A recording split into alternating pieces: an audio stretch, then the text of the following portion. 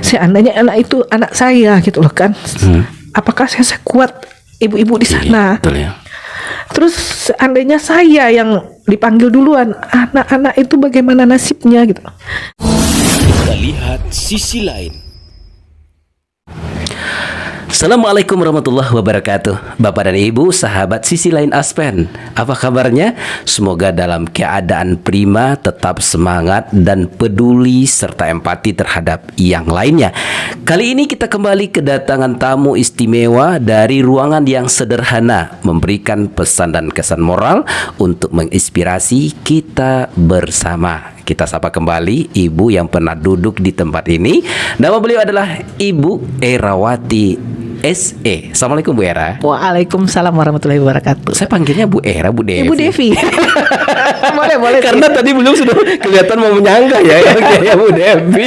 Iya, oh, iya Bu Devi. Boleh Bu Devi, Bu Era, Bu Wati. Itu aja satu kesatuan. Satu kesatuan ya. Tapi memang semenjak lama sudah panggil Bu Devi. Ini biasanya dipanggil Devi. Kalau tidak nama kita dipanggil rasanya agak aneh.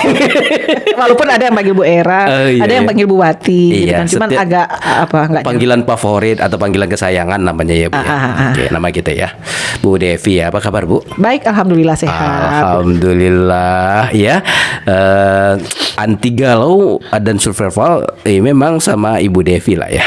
Resep anti galau ya. Resep anti galau. Menikmati hidup. Menikmati hidup. Jadi dulu saya pernah punya program itu menghadapi stres, menikmati stres gitu kan. Menikmati stres juga bisa dinikmati ya. Stres juga bisa dinikmati. Iya. Gimana caranya? Ada ilmunya nanti di kita bahas. Oh gitu ya. Kalau begitu banyak yang stres, apalagi banyak di jalan orang stres termasuk di rumah tangga ya. Iya. Tapi anti galau sudah lihat aja. Udah itu kan anti galau ya. Sudah galau. Nanti kalau ada yang stres itu bagaimana mengelola stres itu menjadi sesuatu yang memotivasi kita. Iya. Itu juga bisa nanti kita ngobrol. Kita bahas nanti. Oke. Tapi saya lihat hari ini Bu Devi dari sisi ibu rumah tangga. Iya, betul. Pandangan kita tentang ibu rumah tangga itu kita ingin lihat dengan jangkar di sini untuk menjangkar saudara-saudara kita di Palestina.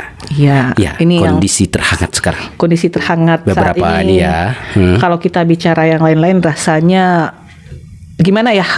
Yang kita melihat sendiri keadaan di Palestina sekarang. Iya. Jadi mungkin kita ikut bersimpati setidaknya gitu kan, apa yang bisa kita perbuat, pemikiran apa yang bisa kita bantu untuk Palestina selain doa, selain mungkin membantu apa yang ada dari harta, benda, pemikiran juga mungkin ya untuk teman-teman berbagi sharing di sini. Di sini ya, betul ya.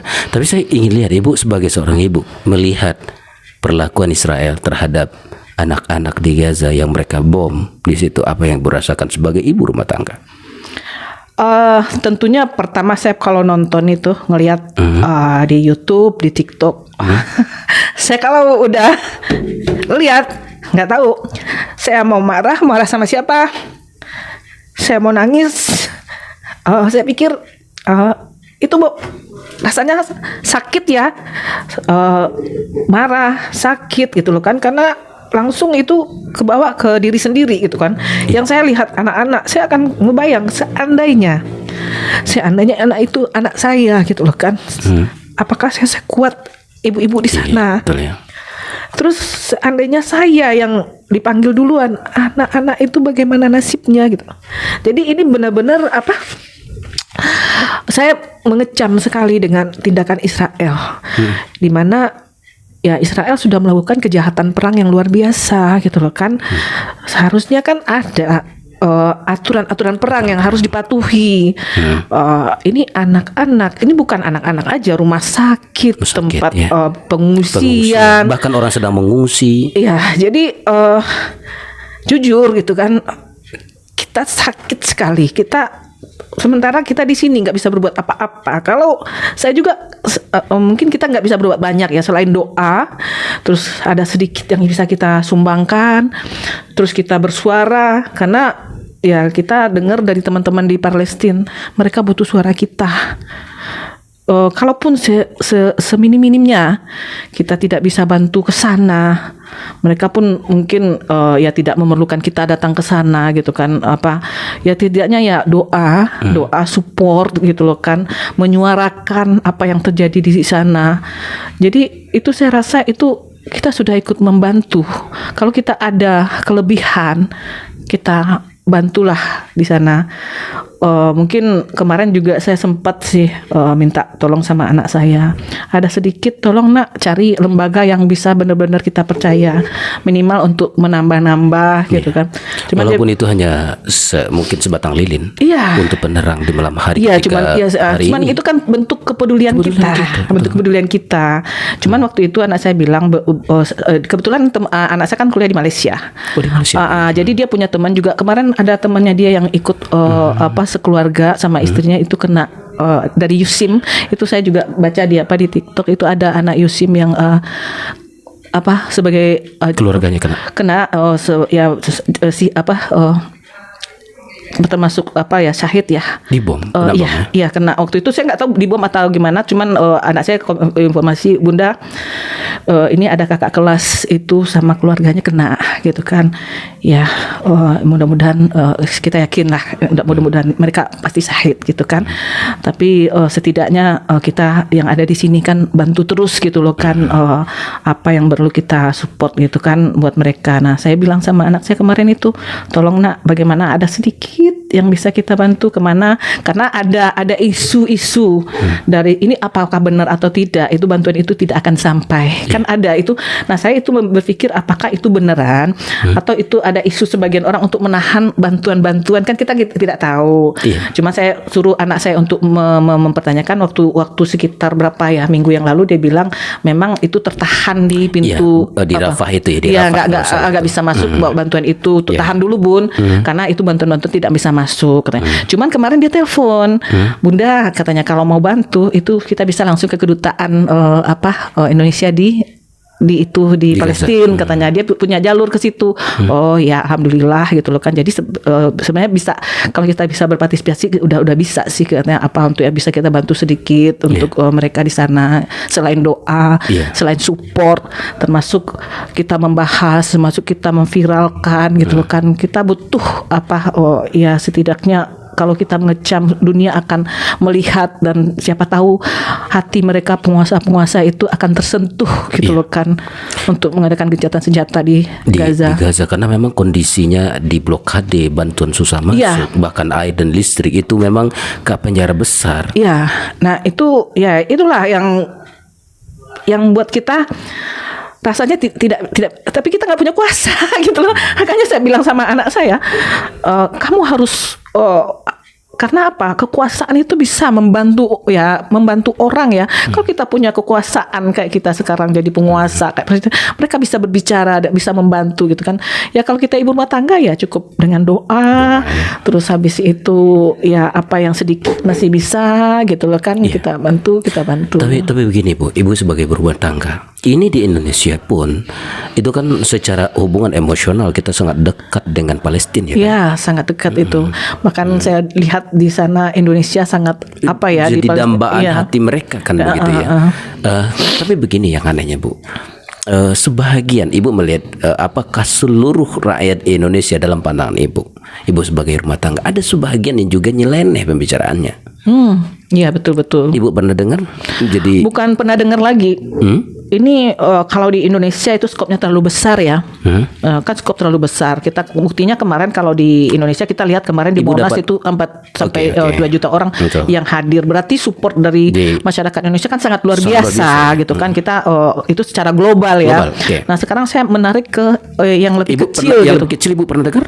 Oh ini tiap hari kan kebetulan saya aktif di beberapa grup-grup kita gitu kan, komunikasi. Saya suka memantau di beberapa grup-grup komunitas gitu loh kan, grup WhatsApp gitu. Jadi banyak juga yang membuat saya sedih gitu loh kan. Apa Bu? Pemikiran-pemikiran ternyata saya beberapa grup secara nasional ya, itu kita searah tuh. Kita sama-sama mengecam tindakan Israel. Kita merasa saudara-saudara kita di Palestina perlu kita diberlakukan tidak dizolimi. Bagaimana kita berusaha mengumpulkan sedikit demi sedikit untuk bisa membantu saudara-saudara kita di Palestina gitu kan. Jadi itu semua saya lihat kalau di grup-grup di luar ya, saya masuk beberapa grup-grup nasional ya di kawan gitu kan, itu seide gitu, rata-rata seide. Mungkin karena yang kita masukin itu adalah orang-orang yang seide kita gitu loh kan, yang satu-satu visi. Nah saat di sini saya masuk di grup kita di Bukit Tinggi Agam gitu loh kan, ternyata banyak anak-anak mudanya yang berpikir malah saya nggak sampai nggak bisa ngomong, speechless. Saya speechless. Di kampung saya ada anak-anak yang mengatakan Hamas itu teroris. Dan ada yang masih bilang Hamas itu teroris. Jadi yang benar sebentar, berarti yang benar Israel. Yang benar katanya Hamas menyerang duluan. Hamas menyerang duluan. Otomatis kan kalau kita sekarang lagi memikirkan bagaimana nasib anak-anak Gaza segala macam, dia bilang emang ibu nggak mikirin bagaimana nasib anak-anak di Israel yang orang tuanya juga kemarin diserang segala macam. Nah itu kalau kita lanjutin sampai bisa berpikir begitu. Itu saya sempat mau lanjutin diskusi, saya pikir ini repot, dan mereka sepertinya sudah satu kesatuan dan bukan sendiri-sendiri gitu loh. Jadi kalau ada diskusi kita memberikan masukan satu, itu biasanya diserang. Itu bukan diskusi lagi. Seperti kalau saya berpikir tidak kemarin ada penengah, tidak ada penengah. Kan ganda karena sekarang kan grup itu nggak, adminnya juga nggak aktif. Biasanya mereka biarkan gitu loh kan. Cuman saya khawatirnya ini adalah opini yang dibentuk nanti jangan-jangan nanti opini ini berkembang dan kalau opini ini merajalela, jadi sebuah satu kebenaran itu akan kalah dengan sekian banyak suara gitu loh kan. Yang banyak bersuara itulah sebenarnya kebenaran gitu kan. Nah makanya kenapa saya tadi itu pengen Pak Zul coba kita bincang-bincang kenapa setidaknya kita harus membuat opini juga, bukan opini, kita malah menampilkan apa fakta yang ada di lapangan itu. Iya, kalau seandainya masih ada orang berpikir, kita juga mikir bagaimana Israel diserang keluarganya. Apakah orang itu tidak mikir bagaimana selama ini penderitaan yang dialami oleh rakyat Gaza? Itu. Tanpa dulu, sekarang sudah bisa balas. Kalau dulu seenak aja mereka nembak kan. Ya. Dan media mereka pegang. Dan tidak mereka beritakan semuanya. Hari ini kan karena memang dunia internet terbuka. Udah terbuka dulu aja. Sekian tahun yang lalu, 10 tahun yang lalu kan bagaimana nasib Palestina. Iya. Mereka tidak juga timbangkan itu. Apa juga yang tadi kalau kita cerita ya Ibu ya, apa mereka juga tidak lihat bagaimana sudah 9.000-an ya anak-anak ini tembak itu adalah anak-anak yang dibunuh itu adalah anak-anak dan wanita. Iya, anak wanita, ibu-ibu ya, ibu-ibu ya, masyarakat sipil. Masyarakat sipil. Nah, itulah. Jadi saya ingat dulu bagaimana ya, maaf ya, waktu itu kita pikir kenapa Yahudi ini memang harus dihancurkan ya. Ya itu kejamnya itu saya pikir luar biasa. Zolimnya memang terlalu ya. Benar gitu. Nah kalau ada saudara saya, anak-anak saya atau adik-adik saya di Sumatera Barat, di Minangkabau yang terkenal dengan adat Basandi Sarak Basandi Kitabullah yang mana itu agamanya sangat kuat dan agama kita satu, persaudaraan kita dengan walaupun itu di Palestina, tapi kita tidak bisa, kita punya hubungan dengan saudara dengan syahadat ya. Iya, jadi saudara itu sesama muslim gitu loh kan, dan mereka mempertahankan Gaza demi harga diri dan masyarakat kita muslim. Ini jantungnya dunia. Dan saya ingat itu ternyata kenapa mereka rebutkan Gaza itu Palestina gitu kan. Ternyata di situ kekuatan energi paling besar di dunia terletak di Gaza gitu loh kan. Jadi energi pusatnya itu bukan di Mekah, bukan di Madinah, tapi ternyata jantungnya itu di Palestina. Karena makanya membukti dulu Nabi Muhammad Isra Mi'raj dari situ menembus pintu langit dengan kekuatan energi di situ. Makanya mereka perebutkan energi yang ada di sana itu. Makanya kan ada kita dengar di TikTok itu mereka ditawarkan pindah dengan fasilitas yang rakyat Gaza tidak tertarik karena itulah mereka biarkan mati. Nah, jadi itu inspirasi buat saya. Ternyata di akhir zaman ini gitu kan, orang yang masih bertahan dengan prinsip-prinsip keimanannya itu adalah orang-orang di Palestina. Ya. Sementara kita di sini Ya. sedikit aja dijanjikan harta, sedikit aja dijanjikan jabatan, Ya. kita jual akidah kita. Masya. Kita serang saudara kita Betul. demi cuman janji-janji jabatan.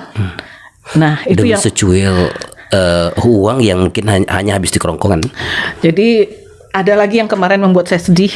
Saya baca di grup waktu ada aksi bela Palestina yang pertama kan ada di Padang di masjid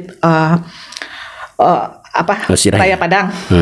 Jadi setelah itu kan waktu kemarin tuh ada teman-teman juga ikut ke Monas kemarin Iya, ada betul. aksi bela Palestina.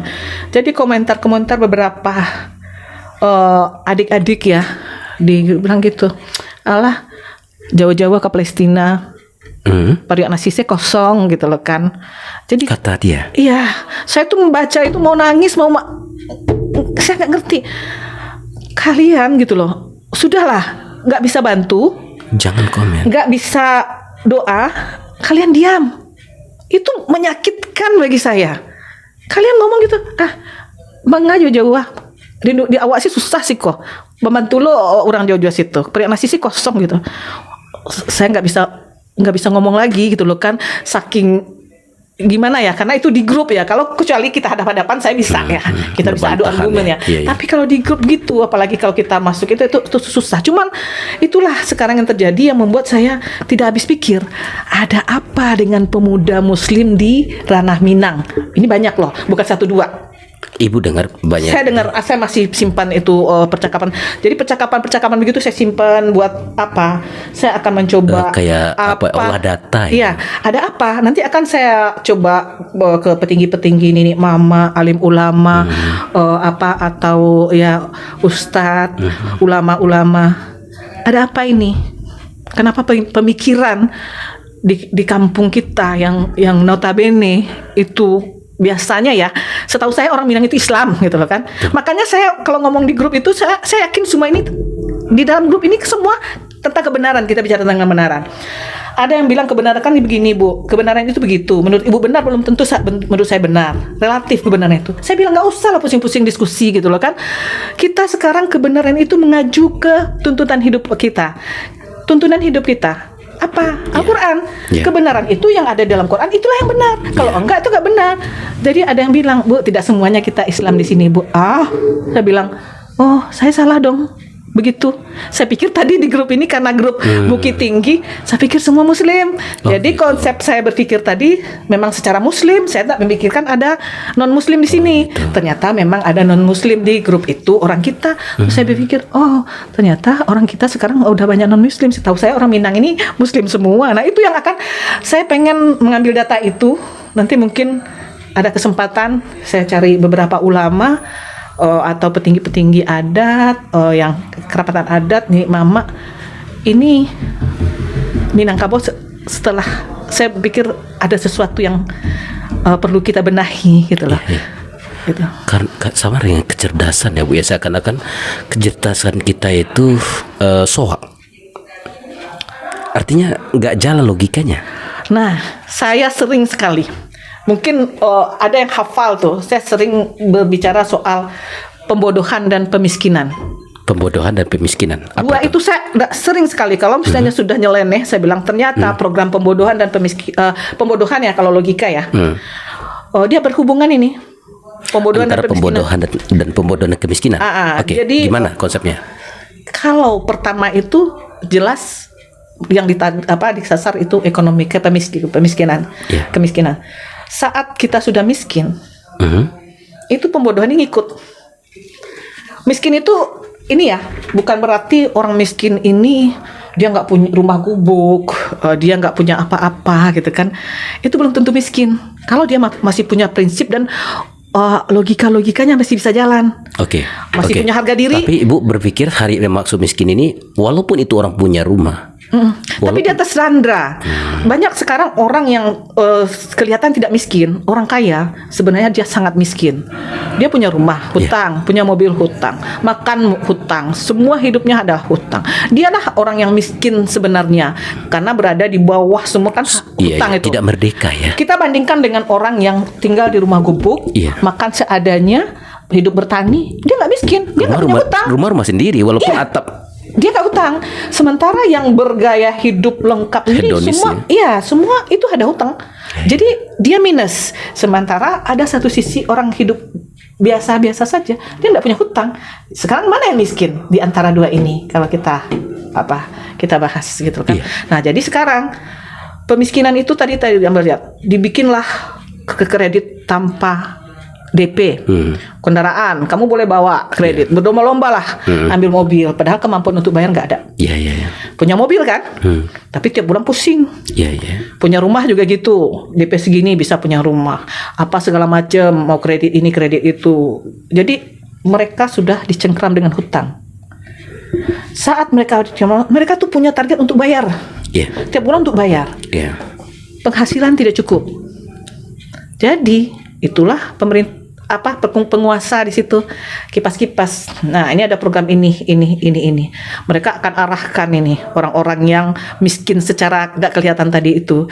Apa saja mereka lakukan, termasuk menjual akidah, menjual harga diri demi untuk memenuhi kebutuhan-kebutuhan yang kita lihat tak miskin tadi.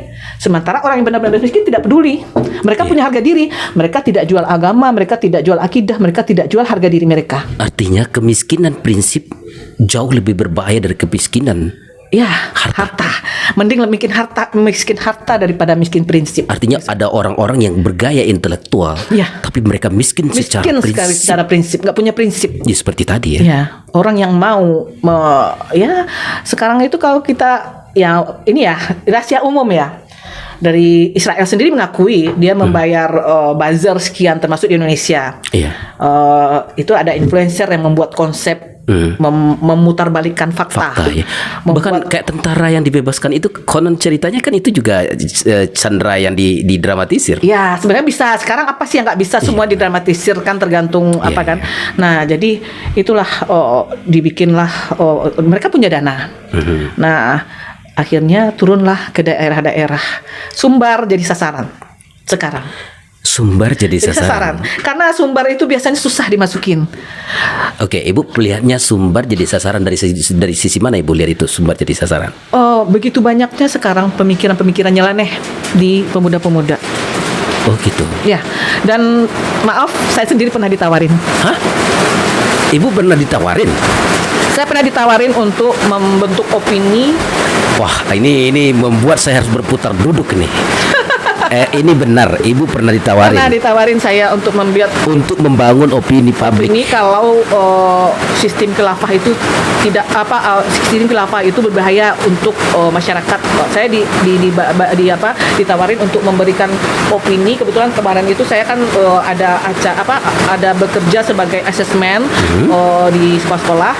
Jadi karena mereka tahu saya juga sering ke sekolah. Nanti kalau bisa pas diselipin opini-opini kalau sistem khilafah tidak cocok di bumi kita ini gitu loh kan. Sebenarnya memang sih kita bukan negara Islam. Kita kan bukan negara Islam ya. Cuman ya kalau misalnya ada hal-hal, kita kan menurut saya agama tidak bisa dipisahkan dari bernegara, dari kehidupan pun ya. Jadi kalau kita ada prinsip-prinsip yang baik dari sistem kekhilafah kan enggak masalah kan gitu loh kan. Cuman ya sekarang tuh dibikin ini saya nariknya kepada sejenis cuci otak. Ya, doktrin. Ya, doktrin. Nah, itu tuh lah sebenarnya saya merasa seperti itu. Ternyata. Tapi Ibu gimana? Ketika ditawarin, Ibu tanggat apa sih? Itu angka-angkanya besar nggak? Kalau untuk bersenang-senang, sebenarnya bolehlah operasional kita ada, kita disediain untuk biaya kantor. Misalnya untuk bolak-balik ke Jakarta nanti ada biaya. Tapi saya nggak tertarik bertanya berapapun, saya tidak tertarik karena saya pikir sejelek-jeleknya menjual, saya pikir itu saya tidak akan mengkhianati kepercayaan saya gitu loh kan. Dan alhamdulillah Walaupun saya tidak dibilang kaya, tapi seperti yang kita ngomong tadi, saya udah cukup. Jadi saya udah merasa saya udah cukup gitu loh. Jadi saya tidak tertarik dengan beberapa. Kemarin juga saya pernah ditawarin dari beberapa partai politik. Oh ini gratis, nanti saya bantu modal usaha ibu mau bikin apa. Saya ditawarin loh, cari caleg perempuan itu nggak ada gampang. Saya ditawarin beberapa partai politik kemarin, iming-iming gratis, ibu dibiayai ini, dibiayai itu segala macam gitu. Nanti ibu mau usaha apa, ada modal usaha. Alhamdulillah saya tidak tertarik. Masih punya prinsip. Oh iya, di mana saya berdiri? Di mana saya berdiri? Di mana saya harus survival. Apa yang saya lakukan? Apa, Bu? Saya sudah pernah tidur di bivak. Oh iya. Beralaskan cuman matras. Iya. Bertendakan pohon-pohon. Oh iya. Saya sudah pernah makan dari umbi-umbian, apa yang ada di alam. Saya pernah minum air sungai. Saya pernah kedinginan, dingin sekali, berendam di air dingin malam-malam. Saya pernah kepanasan, jalan dari Pantai Tiku ke Pantai Buhata itu jalan kaki. Pantai sampai ini habis nih. Bagi saya masalah hidup yang begitu, panas, dingin, lapar, itu tidur di atas batu, bantal batu saya udah bisa. Masya Allah. Jadi bagi saya itu masalah hidup begitu sih. Sudah lewat lah. Sudah lewat. Jadi saya nggak perlu kemewahan, dan saya tidur di hotel bintang 5 dengan saya tidur di tenda, bagi saya sama rasanya. Dan saya tidurnya tetap pulas. Dan itu sebenarnya kemewahan itu sebelum mata terpejam. Iya. Karena terpejam kan. Mau di bintang 5 atau di tenda, kalau sudah terpejam itu nggak ada bedanya. Saya nggak bisa bedain. Iya. Saya diajak tidur di hotel bintang 5, saya nginap di tenda, saya pikir kok sama aja. Pas saya tidur nyenyaknya dikasih. Akhirnya memang kesederhanaan sebenarnya menentukan ya. Maka untuk itu kita bawakan tadi, kita sepakat apapun kondisinya jangan jual prinsip Anda. Kayak gitu kira-kira Bu ya. Supaya kita tidak bisa menjual prinsip tadi, memang itu tadi kita harus siapkan diri kita dulu. Sama kayak teman-teman saudara kita di Palestina. Apa sekarang yang tidak terjadi? Mereka diblokade, mereka tidak bisa dari kelaparan. Bukan itu saja, keluarga mereka dibunuh sebenarnya. Tapi yang namanya prinsip, mereka lebih baik mati, kan? Daripada meninggalkan negaranya. Jadi kita keluarkan prinsip-prinsip dari kondisi kita, saudara-saudara kita di Gaza. Apa yang Ibu melihatnya, kondisi pelajaran apa yang bisa kita tarik nih? Yaitu prinsip yang harus itu independen tadi, tidak terpengaruh dengan apapun. Kalau soal mati, dimanapun orang sedang duduk-duduk nyanyi-nyanyi juga mati. Masya Allah. Mati seperti itu. Saya lebih memilih mungkin teman-teman yang di Palestina itu beruntung ya. Mereka kalau kita lihat, saya melihat tuh di media, ibu-ibu anaknya meninggal mati. Mereka enggak bahagia. Syahid. Karena syahid itu ditolong 70 keluarga nanti ya. Karena kalau cuma mikir mati, kita juga akan mati. Cuma kita nggak tahu kan. Mereka mati mulia, kita mati seperti apa? Kita belum tahu mati kita seperti apa. Bahkan ini berandai-andai ya. Saya aja kalau misalnya kalau boleh mati di situ. Masya Allah. Saya pikir kayak itu kan cuman nggak realistis ya. Udah kita benahi aja lah di sini. Andai gitu kan. Siapa sih yang nggak mau syahid gitu loh kan. Kalau toh mati yang kita takutkan, duduk ini kita juga bisa mati loh. Gitu loh kan. Kenapa kita masih takut gitu? Dan mereka mati dengan mulia. Betul. Nah, saya dengar juga kemarin ada yang memantau, tidak ada bau sama sekali di situ. Katanya ada yang wangi, dibilang wangi. Katanya gitu kan, disitulah luar biasa gitu loh kan. Jadi tapi memang kita lihat begini Bu, kalau bagaimana mereka ini adalah adab terhadap sesama manusia. Ketika perang, yang kita perangi adalah lawan, tentara sama tentara. Bagaimana ketika Hamas menahan tahanan perempuan yang sudah tua? Kita bisa saksikan bagaimana perlakuan mereka terhadap wanita. Dan mereka diperiksa kesehatannya, diberi obat-obatan. Ini akhlak Rasulullah sebenarnya. Benar ya Bu ya? Cuman ada beberapa media yang membuat-buat sekarang kan gampang mempelintir gitu kan, dibikin juga lah. Hamas ada beberapa sih saya bilang ya itu kan bisa disetting gitu loh kan. Nah tapi kenyataan kan boleh kita lihat sendiri gitu loh kan. Nah jadi luar biasanya lagi, saya sempat kemarin tuh berpikir ya, saya bawakan diri saya warga Palestina gitu kan. Ini terjadi peperangan ini kan gara-gara Hamas menyerang kemarin ya 7 Oktober 7 Oktober itu. Kan itu awalnya sampai kehancuran seperti sekarang. Kalau misalnya kita warga Palestina, warga sekarang kita itu berpikir ini gara-gara Hamas nih kan. Jadi boleh dong ini masyarakat komplain ke Hamas gara-gara kalian loh, kami kehilangan anak, istri, segala macam gitu, harta benda, hidup kami jadi hancur gitu. Tapi luar biasanya saya ngikutin ya di beberapa media-media itu. Katanya sampai saat ini nggak tahu ya, kalau nanti ada yang salah, mungkin ada yang bisa masukkan gitu loh kan. Sampai saat ini saya belum dengar ada warga Palestina yang komplain ke warga Hamas. Gaza, warga Gaza yang komplain ke Hamas, yang bilang gara-gara Hamas nih karena yang serang 7 Oktober itu ya. Iya. Padahal memang kita dengar beberapa sumber itu sebenarnya ada peristiwa sebelum itu yang mereka tidak publish. Kan media mereka pegang. Iya, mereka betul. Mereka kan tembaki, dan itu konon ceritanya rame-rame itu sebenarnya perayaan dari perlakuan mereka sebenarnya kan. Iya, tapi yang dibilang ini dimasukkan kan 7 itu aja. Itu. Maka mungkin ini salah satu yang orang Gaza, orang Palestina lebih paham dengan prinsip yang dilakukan oleh Yahudi. Iya, betul. Israel ya, oleh Israel.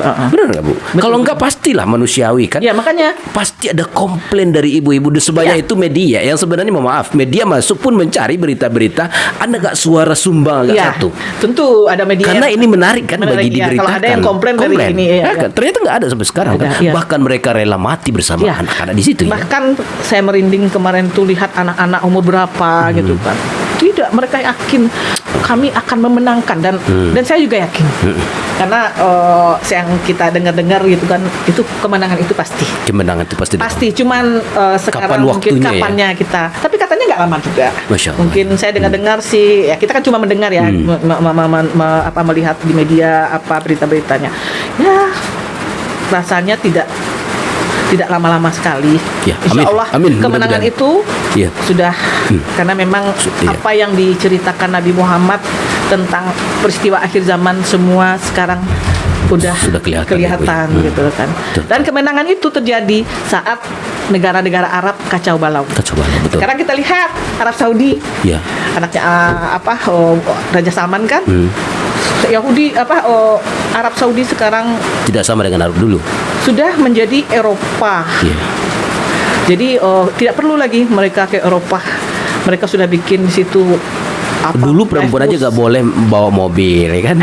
Sekarang nggak ada buka tenda. Mereka udah sama dengan Eropa, makan lebih apa lagi ya? Karena memang saya dengar juga pemerintah Arab Saudi sekarang untuk 2030 mereka berinvestasi. Mereka tidak mau mengharapkan minyak bumi aja. Mereka akan mengambil ikan dari pariwisata. Jadi dibikinlah, mereka tidak perlu jauh-jauh ke Eropa untuk bersenang-senang. Jadi cukup mereka ke Arab ya. Nah, mengapa kemarin kita juga bingung seperti ini kejadian di Palestina? Kenapa teman-teman penguasa pemerintah di Arab tidak ada yang bergeming gitu kan? Ya, mungkin kita tahu sekarang mereka sudah sama antara Arab Saudi dengan Amerika, dengan Israel. Jadi memang bantuan itu kita tidak bisa berharap dari tanah Arab. Mungkin memang harapan mereka dari Indonesia gitu. Bila sebenarnya bicaranya tentang ekonomi, bila tidak berani, karena memang ikat kerjasama, Bu. Ya, nah itu mereka ada. Kalau bicara soal ekonomi itu pasti tidak berani kan. Mereka sudah bagaimana minyaknya diopor. Nanti kami nggak beli minyak loh. Kira-kira bahkan gitu kan? Untuk membuka pintu dari Mesir aja masih harus izin dari Israel. Ya mungkin lah ada dikasih izin gitu loh kan. Nah, itulah yang terjadi saat ini gitu loh kan. Nah, itu hal-hal yang kita juga mana negara-negara Arab gitu. Padahal untuk hanya membuka pintu di situ tuh batasan negara dengan dia. Iya, batas negara gitu kan. Nah, kemarin kan banyak tuh yang menghimbau kemana Arab gitu kan. Saudara kita begini mana, suaramu mana, apa tidak ada gitu kan. Jadi ada klarifikasi dari siapa yang Mesir, bukan mereka juga malu katanya kan. Kami malu, tapi kita bisa membuka pintu untuk perbatasan itu kalau Palestina mengizinkan. mana mungkin Israel mengizinkan gitu loh kan. Nah, enggak mungkin kan gitu loh kan. Nah, itulah akhirnya mereka diam. Tapi kemenangan itu bukan berasal dari Arab. Saat Palestina menang, ini setahu saya yang saya baca-baca. Palestina menang itu nanti mereka merdeka itu saat negara-negara Arab itu pada kacau, dan kita udah lihat sekarang mereka kacau gitu loh kan. Baik dari segi sosialnya, budaya segala macam. Nah, jadi tanah yang aman itu di akhir zaman itu kata Nabi itu di Palestina, bukan di Mekah, bukan di Madinah, di Palestina. Saya berhayal kemarin mau dong hijrah ke Palestina. Kalau ada dambaan ya. Ya, tapi sebenarnya memang kalau beberapa prinsip yang kita lihat dari mereka itu ya Bu ya. Pertama prinsip tauhid. Tauhid mereka itu bagaimana kokohnya tauhid mereka begitu. Kedua, yang pelajaran yang terbayang juga bagi kita tuh kan itu loh Bu. Bagaimana kalimat mati itu dekat dengan akal mereka dan telinga mereka. Iya, karena bisa saja hari ini tertidur, bisa kita mati, apakah esok masih hidup? Kalau kita hari ini di Indonesia berpikir kita besok mau jalan kemana, mau makan mereka apa, apakah masih bisa hidup? Besok apa kita masih hidup? Jangan besok berapa detik kemudian mereka tidak tahu apakah mereka masih hidup gitu kan? Jika hari ini mereka berjumpa, apakah sekian detik ke depan satu di antara kita akan melayang nyawanya? Nggak tahu kan Bu? Tapi kalau kita lihat bagi masyarakat Palestina, terutama di Gaza itu. Ya sama juga kita mendengar membaca-baca di saya juga bukan anak-anak pesantren ya. Saya dulu kuliahnya sekolahnya dari kecil tuh di negeri, bukan di sekolah agama ya. Yang dapat agama itu 2 jam seminggu. Cuman kalau saya dapat sedikit itu biasanya sehat hayati. Walaupun dapatnya sedikit gitu. Kalau anak pesantren kan dapatnya banyak gitu kan. Saya dapatnya dikit-dikit gitu kan. Kalau hidayah itu kan bukan jumlah banyak, sedikit ya. Iya, dapat sedikit hati. Jadi yang saya tahu waktu itu tuh sesungguhnya mereka itu tidak mati gitu kan, walaupun mereka mati. Nah, saya berpikir yang saya lihat di kenyataan sekarang, ternyata adik-adik kita di sini banyak yang mati. Betul. Mati hatinya, mati jiwanya, mati raganya, masih aja tidak tersentuh dengan apa yang terjadi di surga. Mereka tidak peka sedikit pun. Dengan hewan saja kita melihat hewan mati. Masih ada mungkin kita ngelantak sebuah mobil atau sepeda motor lantak kambing di jalan. Itu masih bisa kasihan kan, gelepek-gelepek begitu. Ini keadaan seperti ini masih ada yang mencimek kata orang awak, meolok-olok gitu kan, memutarbalikkan fakta. Itu bagi saya mereka sudah mati. Dan saudara kita di Palestina mereka hidup walaupun mereka mati. Masya Allah. Jangan kamu kira mereka itu mati. Bal ahya'u walakinlah. Kita lupa itu ayatnya. Jangan kira kamu bal ahya, bahkan mereka itu hidup. Ya, mereka sesungguhnya hidup. Hanya kita yang tidak tahu. Ya, betul. Nah, itu makanya sebenarnya di satu sisi saya sedih, bukan sedih karena mereka sudah bahagia itu. Mereka sudah pasti jelas tempatnya. Pasti tempatnya di sisi Allah, para syahid-syahid itu. Yang mesti kita sedihkan adalah yang sedihkan kita sekarang.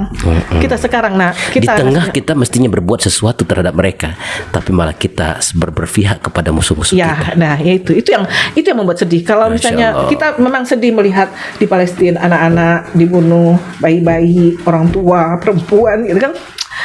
Cuman lebih sedih lagi saudara-saudara kita, harapan anak-anak muda penerus generasi kita ini berpikir sudah, saya nggak bisa ngomong lagi gitu loh kan.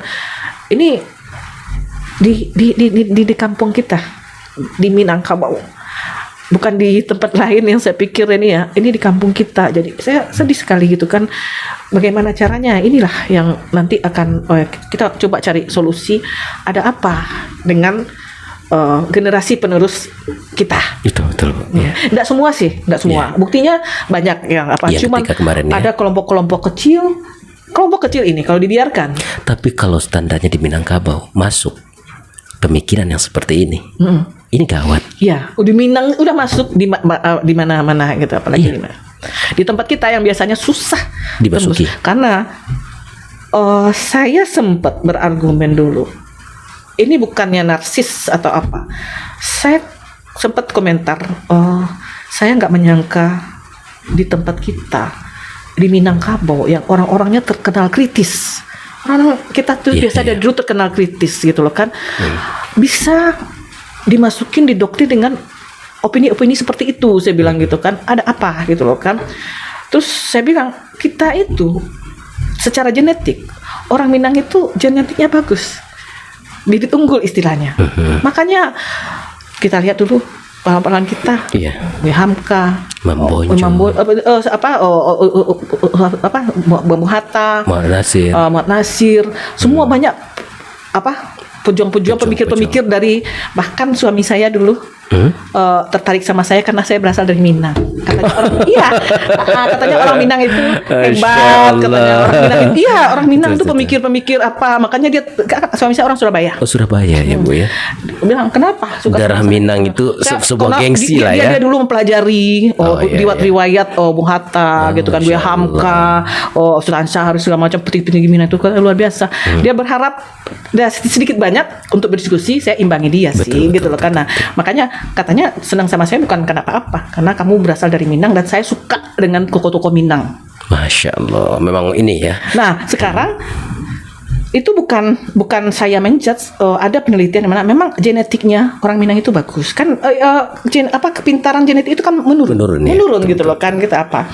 Jadi saya bilang saya kecewa kalau ada orang Minang yang dikenal pinter itu jadi sekarang itu berbalik gitu loh kan, ada apa gitu kan. Nah, itu pun dikomplain sampai siapa bilang orang Minang semua manusia itu sama, Ibu, sama manusia itu sama. Enggak, saya bilang manusia ada yang pinter, ada yang bodoh, ada yang cantik, ada yang kurang cantik, ada yang putih, ada yang hitam, ada yang pokoknya tidak sama, semua manusia tidak sama. Iya, ada siang dan malam. Ada siang dan malam gitu kan. Saya bilang kita itu sama di mata Allah gitu kan, tapi tidak sama perbuatannya. Beda kan, kemampuan juga beda, tapi saling melengkapi, tapi tidak bisa disamakan. IQ orang beda-beda loh. Betul. Saya tes ada yang IQ-nya 80, ada yang IQ-nya 130. Itu kan berarti tidak sama gitu loh. Sedangkan tempat di bumi ini aja diistimewakan oleh Allah kan. Ada tempat-tempat yang diistimewakan. Bicara tadi kayak Gaza. Diistimewakan kan, jadi tidak sama kan. Jadi ada sebagian orang yang saya saat bilang kita Bicara sama. di Minangkabau itu termasuk orang yang pintar. Saya kan bukannya saya narsis ya, saya bangga. Saya sampai sekarang Iya, bangga iya, loh. iya, Walaupun di daerah lain kalau kita di Minang itu dilihat agak orang Padang ya, gitu. Padang itu agak terkesan agak maaf ya, Ciluh lah. Ciluh, pokoknya ada bilang Padang bengkok kan. Padang bengkok. Tapi saya nggak pernah saya tidak pernah malu mengakui Padang. Bahkan kalau ada yang berpikir seperti itu, saya akan terangkan bengkoknya di mana. Saya akan luruskan gitu loh kan. Nggak semua, karena itu oknum gitu loh kan. Jadi kalau ada yang bilang ini Padang bengkok itu oknum. Sama juga di mana-mana ada yang bengkok kok. Cuman kenapa di Padang yang banyak? Karena memang agak banyak di tempat kita gitu. Agak banyak gitu. Itu kan kecerdikan akal yang melompati batas. Nah, seperti mungkin karena dari kecil, dari dulu kita kan kayak slogan-slogannya pepatah-pepatah Minang yang menyatakan kayak orang Minang itu kalau taimpi nak di ate, tak kurang nak di Gitu luar kan, kan. iya. Hal-hal yang memang sebenarnya itu bagus. Iya. Termasuk saya bilang itu kan kreativitas. Bagaimana mereka berpikir di luar out of the box Iya, gitu kan, out of di the luar box, iya. di luar yang biasa ini gitu loh kan. Nah, cuman ya kadang-kadang sekarang karena suatu dan lain hal, mereka sendiri sebagai orang Minang itu mereka menyerang. Wah, siapa bilang kita orang semua manusia itu diciptakan Allah semua sama? Saya bilang, nah itu kan pembodohan. Sudah lihat nyata-nyata orang berbeda. Saya mentes IQ orang itu ada yang IQ-nya segini, ada yang segini, ada yang pintar, ada yang ini gitu kan. Ada yang kaya, ada yang miskin. Kenapa bilang sama? Manusia itu berbeda-beda, tapi derajatnya di mata Allah itu sama, tergantung nanti sesuai dengan amal ibadahnya. Membedakan takwanya. Ketakwaannya itu yang membedakan, tapi derajatnya sebenarnya diciptakan sama. Iya. Nah, tergantunglah orang yang bertakwa itu lebih mulia gitu kan. Sama manusianya sama, tapi softwarenya beda-beda. Sepeda beda-beda. Ada yang Pentium 1. Tergantung. Ada yang Windows. Ya, itu. Siapa yang bisa upgrade maka masuklah dia ini. Tergantung dia upgrade kan. Kalau nggak di-upgrade yang seperti itu gitu loh. Betul, Karena jadi memang banyak hal yang saya coba amati. Saya mengamati terus di grup-grup, saya amati terus karena di grup itu kita bisa mengamati pemikiran-pemikiran orang ini gitu kan. Nah, disitulah saya kadang-kadang ternyata ada ya pemikiran-pemikiran begini di sini. Apakah itu murni dari pemikiran mereka atau sudah didoktrin atau ada yang mengarahkan? Itu yang mungkin jadi PR saya. Betul ya Bu ya. Karena memang pola di sekarang itu beberapa kemungkinan bisa saja. Ya, bisa jadi kemungkinan doktrin atau memang seperti itu adalah tumpul. Kalau dulu tajam, sekarang sudah tumpul karena tidak diasah gitu kan. Bisa atau memang tak mikir sama sekali. Mungkin karena kekurangan. Sudah banyak scroll kali Bu. Ini gadgetnya sudah ini. Kalau dulu orang Minang itu kan alam takambang jadi guru. Iya. Sekarang kalau jangankan alam takambang, sekarang sudah banyak HP takambang sekarang. Jadi jadi nggak kemana-mana, nggak melihat alam. Mungkin di situ bisa jadi akhirnya tumpul kan. Betul. Ya. Tapi yang pada prinsipnya orang Minang itu mesti kritis ya. Ya harusnya saya orang Minang harus kritis. Kalau nggak kritis saya pikir bukan orang. Iya. Tapi orang Padang kali Bu. Karena orang Padang belum tentu orang Minang loh Bu. Oh ya, orang Minang kan kalau orang Minang sudah nyangkup di Padang dia kan orang Sumatera Barat. Tapi orang Sumatera Barat belum tentu orang Minang. Iya, orang Sumatera Barat belum tentu orang Minang kan. Iya, beda. Nah itu yang itu mungkin ya Bu ya. Mungkin kita ini. Iya Bu, kalau ini berarti kita bicara di antara Palestina, kemudian juga bicara karakter kita orang Minang menyikapi kondisi terkini. Ibu sebagai secara ekonomi atau sarjana ekonomi, Bu, perang ini kan beberapa sudah mulai ikut ya, Lebanon gitu ya. Kemudian juga kita dengar juga Rusia mulai Iran gitu ya. Iran ikut-ikutan gitu kan, Amerika di belakangnya. Amerikanya sudah jelas di belakang Israel. Kita lihat dari segi ekonomi nih buat kita di Indonesia Ibu. Kemarin kita juga ini kan ekonomi kita di Indonesia kan agak gimana gitu ya. Nah Ibu melihat apakah pengaruh perang ini ngaruh enggak ekonomi kita? Pengaruh benar lah. Karena kenapa Bu? Jadi sekarang berarti kalau ya mungkin ya ini kita juga seperti kita lihat ya, perang-perang di Palestina ini mungkin pemicu untuk perang dunia ketiga ya. Udah mulai kan sekarang antara Amerika terus China mulai ikut, Rusia ikut, Lebanon, terus nanti kita nggak tahu jangankan berapa bulan tahun ke depan, besok aja kita tidak tahu apa yang akan terjadi gitu kan. Indonesia boleh ikut-ikut dan mulai dilirik kalau Australia ikut segala macam bla bla gitu kan. Nah kemarin saya dengar juga pemerintah kita memberi ruang kepada Israel untuk menerima untuk datang ke Indonesia ya. Pemerintah membuat ruang. Tahu enggak yang akan terjadi di saat masyarakat mengecam, pemerintah memasukkan itu kita perang saudara bisa loh nanti gitu. Nah kekacauan ini huru-hara akhir zaman sih menurut saya.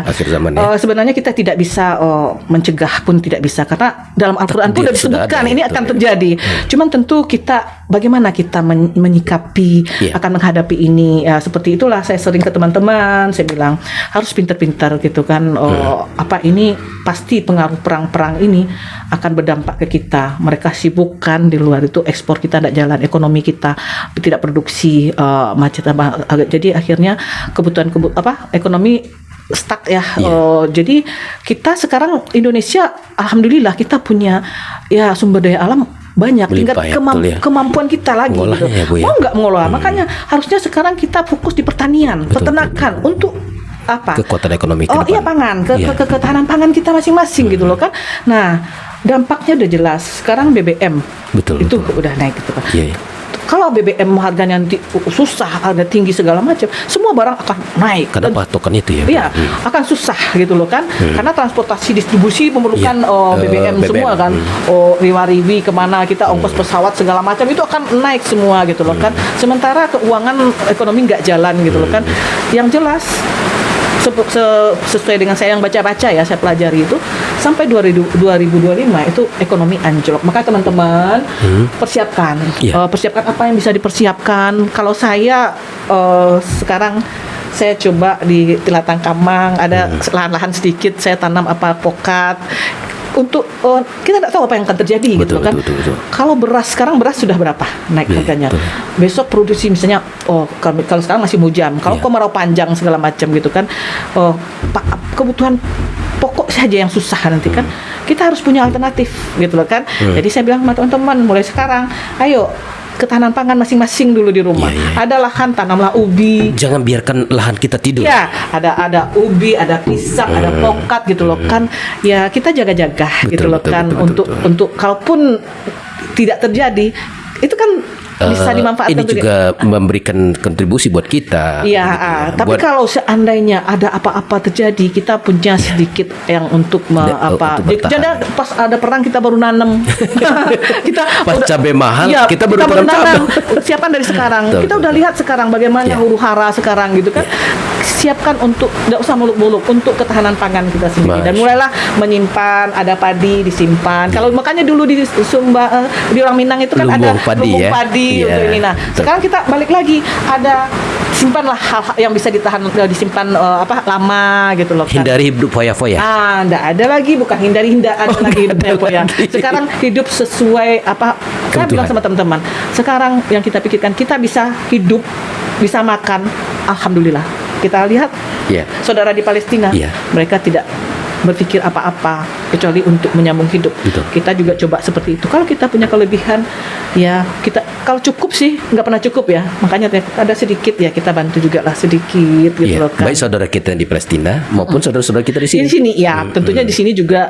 Kalau di sini kita kan masih Iya, merdeka. masih merdeka. Kita masih bisa berternak ayam, kita masih bisa nanam-nanam. Iya. Jadi kalau di sini saya pikir bukannya kita menyepelekan teman-teman di sini, lahan terbentang Banyak. luas. Tinggal mau nggak? Ini sekarang banyak program bantuan dari pemerintah, dinas-dinas, bibit Ada ikan. ada ayam, Ayam.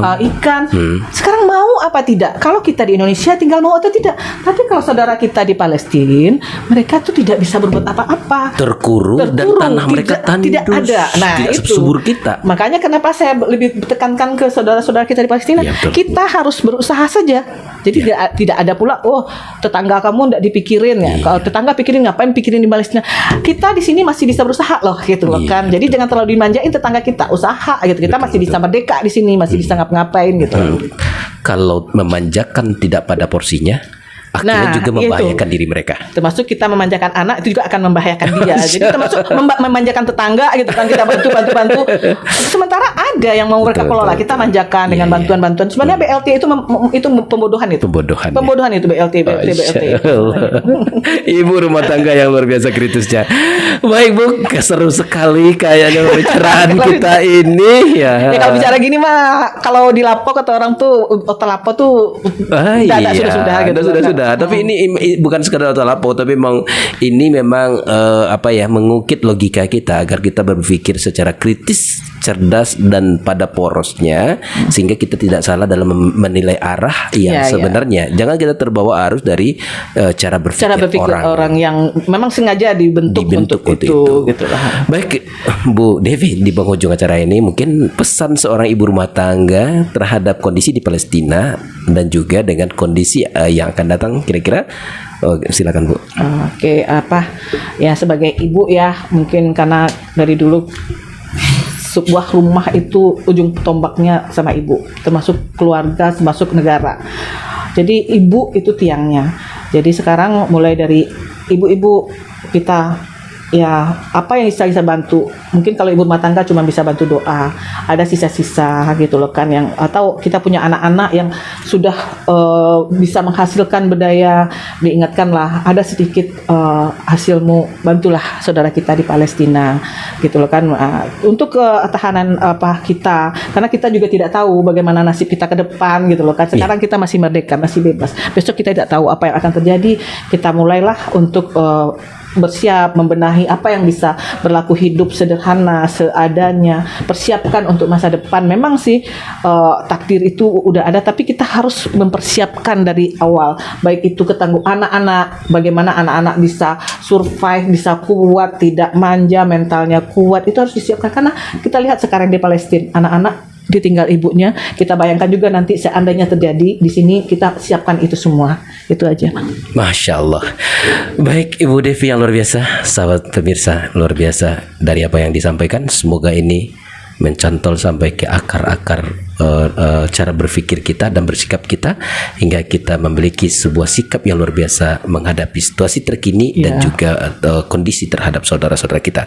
Doa-doa dan bantuan itu jangan lupa buat saudara-saudara kita di Palestina. Akhirnya kita tutup acara ini. Saya Zulfa Miadi, Saya Devi Erawati mengucapkan terima kasih. Akhirnya kalam. Assalamualaikum warahmatullahi wabarakatuh. Gak mungkin lama, mungkin tak apa.